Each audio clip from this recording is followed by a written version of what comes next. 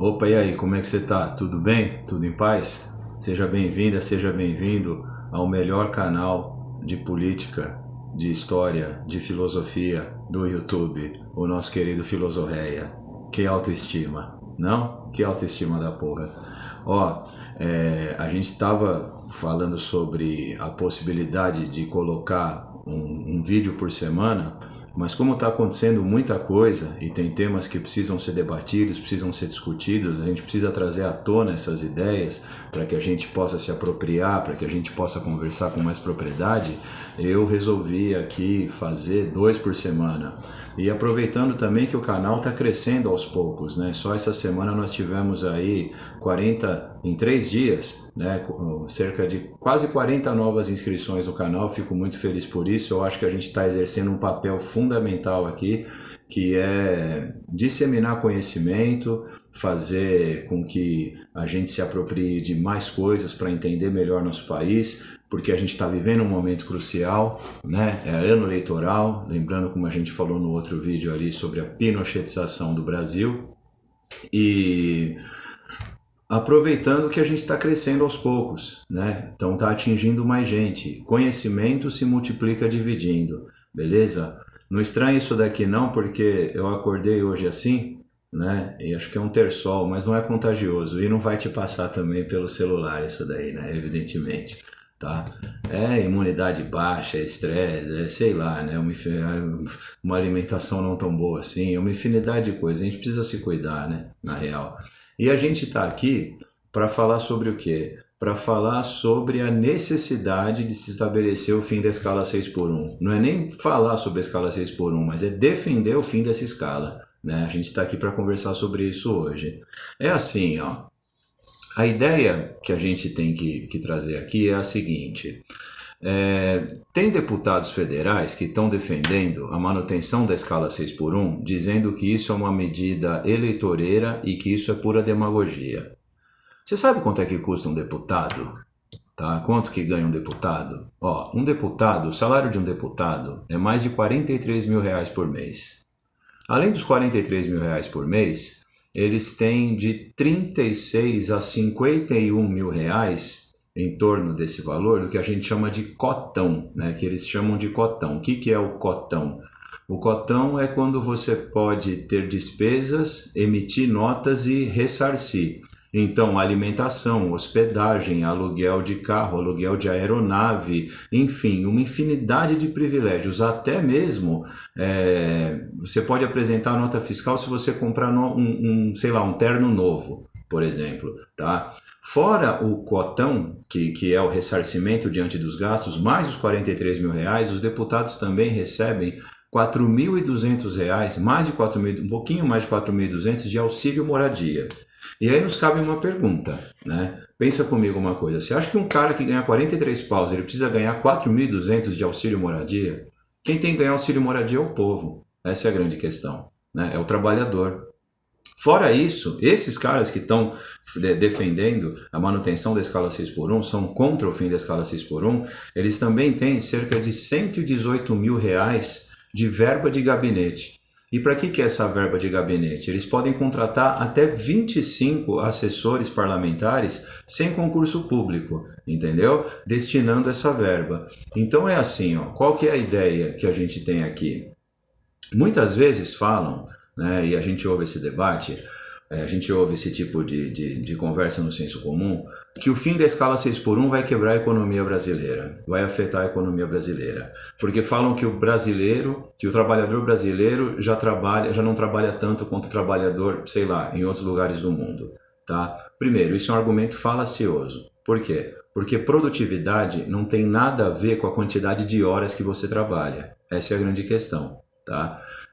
Tem a ver principalmente com a tecnologia e com os bens de capital que você investe na indústria, que você investe no sistema. E como isso funciona? É muito simples, é assim, ó.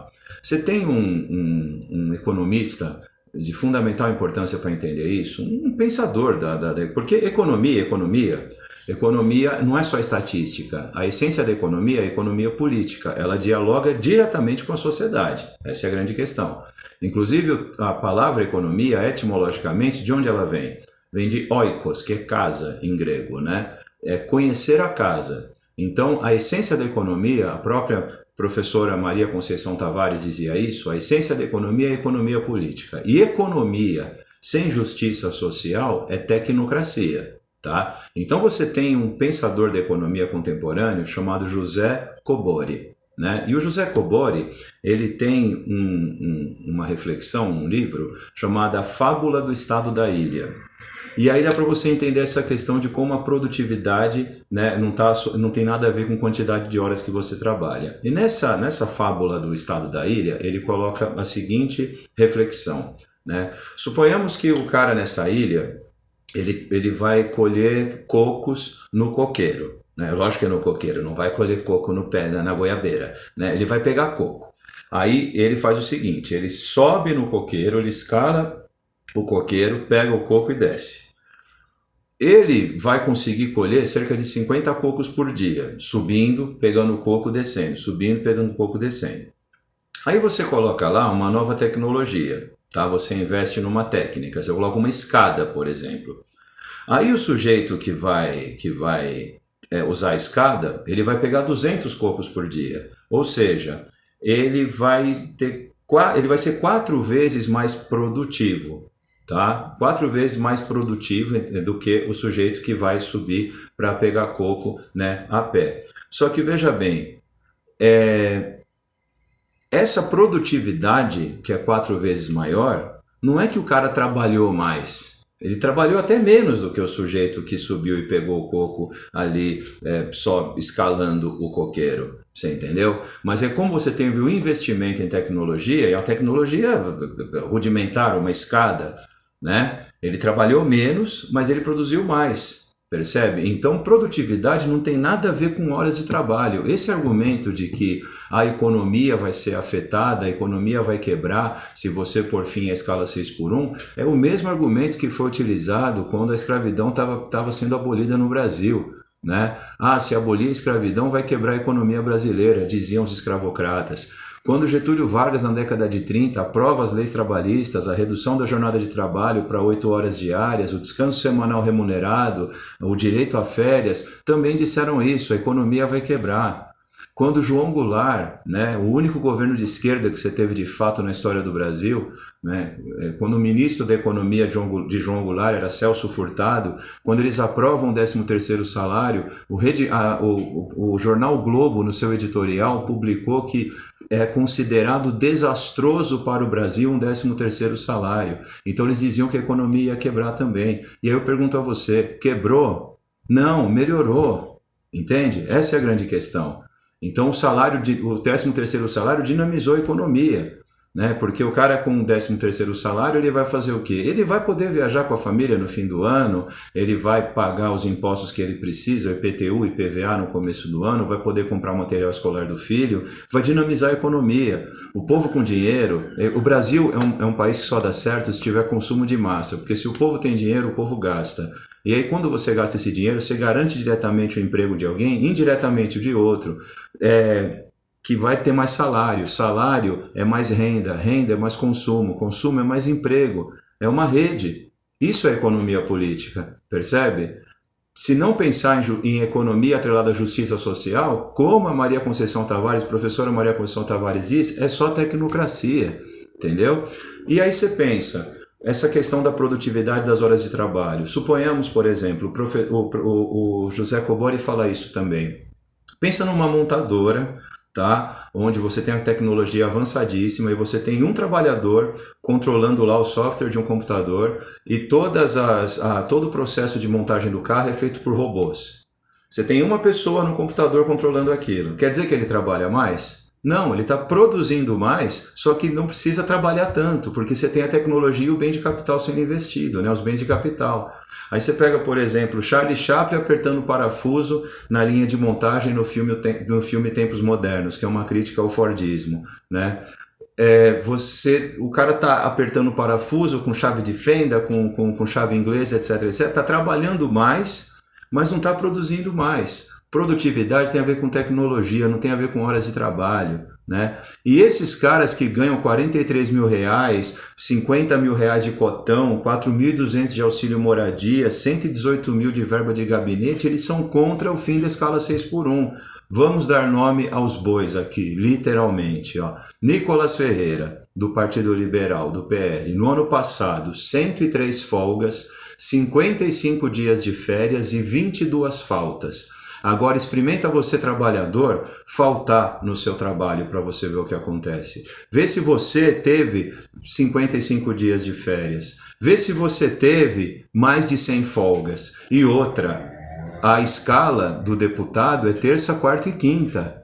Percebe? E não é em todas as sessões que ele comparece, que não só ele, mas que os deputados. Você quer ver um outro deputado que também, né, uma outra parlamentar que votou contra a escala 6x1, chamando isso de demagogia? A deputada Júlia Zanata, também da extrema-direita, também do PL. É aquela mulher que usa uma coroa de flores na cabeça, tá?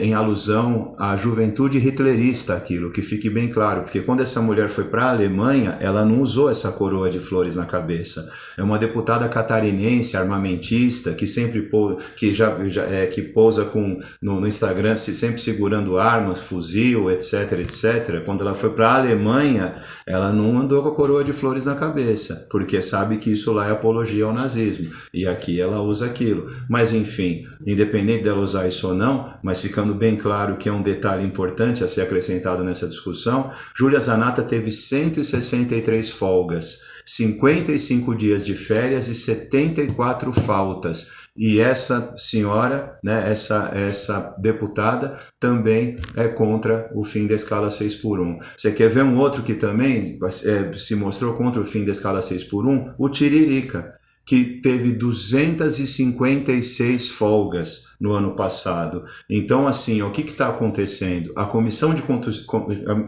Constituição e Justiça, a CCJ, vai analisar em abril. O plenário, pelo fim da escala 6x1, vai ser em maio, mas isso está sendo chamado pelos deputados da extrema-direita de demagogia, por essa gente que ganha mais de 40 paus por mês, fora a infinidade de benefícios que a gente falou aqui, né? Lembrando que esses deputados, eles custam cerca de 3 milhões e 200 mil por ano, tá? Um deputado. Cara, é a renda média de cerca de 173 trabalhadores brasileiros. É a renda média de 133 brasileiros, entendeu? Então, quando a gente fala de fim da escala 6x1, tá? É devolver o direito ao tempo, é devolver os pais aos filhos, é diminuir o esgotamento de domingo. Porque imagina só, o cara trabalha na 6x1, no domingo ele só vai descansar, ele não vai conseguir ficar com a família, ele não vai poder ficar com os filhos, ele não vai conseguir, sei lá, dar uma atenção para a esposa, fazer um almoço com ela, brincar com as crianças. É o esgotamento, isso é desumano, você entende? O fim da escala 6x1 é investimento em saúde mental, mostra que é possível viver, né? É dignidade para quem sustenta o país, para quem produz a riqueza, para a classe trabalhadora. E é o cara sofrer menos no deslocamento, é não ficar horas e horas no transporte público para poder chegar em casa, porque imagina só, acordar às 5 da manhã, tá? Comer marmita fria, depois ficar horas para chegar em casa, para jantar porcamente, jantar muito mal, descansar muito mal, para 5 da manhã no dia seguinte estar de novo no ônibus. Percebe? É sofrer um pouco com esse sofrer menos, perdão, com esse deslocamento caótico, né? É também redução de desigualdade de gênero o fim da escala 6x1, porque a gente sabe muito bem que as mulheres têm dupla, tripla jornada. A mulher, ela trabalha, ela está no seu trabalho, mas ela vai chegar em casa, né, devido à sociedade patriarcal, evidentemente, ela também vai cuidar dos filhos, vai ter que cuidar da comida, vai ter que cuidar da casa. É redução da desigualdade de gênero, é justiça social, essa é a grande questão. E mais uma vez, economia sem justiça social é tecnocracia, percebe? 72% das empresas que adotaram a escala, elas tiveram aumento de receita, tá? Melhora da produtividade, redução do estresse dos trabalhadores e aumento da qualidade de vida. E assim, para a gente terminar essa conversa, eu acho que uma boa referência intelectual para que você assim consiga bancar suas ideias é o próprio Byung-Chul Han, né? No livro Sociedade do Cansaço, já que esse aqui é um canal de filosofia também e de política, né? Byung-Chul Han, ele fala sobre o descanso, a importância do silêncio, a importância da contemplação, né? Aquilo que Jesus fala no Sermão da Montanha, cara. Jesus fala para os seus seguidores, né? Irmãos, olhai os lírios do campo, eles não trabalham e nem fiam. Nem Salomão, no auge de sua glória, se vestiu como um deles, né? Assim, eu não citei o trecho, né? Como se diz, integral. Foi parafraseei, mais ou menos isso. Vocês me desculpem, mas assim, Jesus está falando para você ter uma vida contemplativa, né? Para você olhar os lírios do campo e viver como eles. Isso aí também é um livro homônimo de Érico Veríssimo, um livro lindo, maravilhoso, no qual ele fala sobre a vida contemplativa também, sobre a qual você tem um médico chamado Eugênio, ele recebe uma carta de uma mulher, a Olívia, né, e a Olívia fala para ele olhar os lírios do campo, ter uma vida contemplativa, ter uma vida mais voltada para a espiritualidade e tudo mais, né? O que o Byung-Chul Han ele fala no seu livro? Que a sociedade do cansaço é o seguinte: a sociedade produz novas coerções e o cansaço crônico, o vazio, a ansiedade são sintomas de uma sociedade doente, de uma sociedade que cobra demais. E quando o descanso virou culpa, a preguiça já foi transformada em pecado pela igreja, né? A preguiça, o que ela é? Entregar-se à delícia do momento presente. Só que aí foi transformado em pecado e o descanso virou culpa. A espiritualidade, ela virou produto. Então, o ato de você parar, né, um pouco, virou resistência, entendeu? E assim, só no ano passado, em 2025, você teve 546 mil afastamentos do trabalho por transtornos mentais. Foi um número assim 15% maior em relação a 2024, tá? Ansiedade e depressão lideram isso, e o burnout, né, triplicou desde 2023. Isso está atrelado ao quê? Jornadas longas e exaustivas, como a escala 6x1, salários baixos, a precarização do trabalho após a pandemia, a tecnologia que não deixa você se desligar nunca. Então, quantas vezes você já não ficou resolvendo bucha do trabalho pelo WhatsApp muito tempo depois de você ter saído do trabalho, né? A gente não tem mais esse direito ao não fazer, ao ócio, né? A vida contemplativa, percebe? O assédio foi normalizado. Então, assim, se coloca no trabalho que você não está sendo produtivo e cai sobre você uma pressão, né? Evidentemente, a gente vai interiorizando isso, e assim, não é mudar de emprego que vai resolver. A gente tem que mudar a maneira que a gente vê o trabalho, e mudar o trabalho é mudar a estrutura que nos adoece. E o primeiro passo, evidentemente, é o fim da escala 6x1, para a gente ter uma vida, para que o trabalhador tenha uma vida mais digna, uma vida contemplativa, né? Onde ele possa, de fato, olhar os lírios do campo, né? Esse trabalho que a gente faz aqui no YouTube, aproveitando que a gente está crescendo aos poucos e atingindo cada vez mais gente, para que ele seja possível também, eu deixei aqui na descrição do vídeo a chave Pix do canal, se você puder fazer qualquer colaboração para que esse trabalho seja mantido, né? E também lá no nosso humilde pobrecast, o Filosofia, tá? Se puder seguir a gente lá também, a gente agradece. Eu agradeço pela sua presença, paciência e audiência, e não nos esqueçamos da vida contemplativa, né? Um grande abraço e até uma próxima. Tchau, tchau.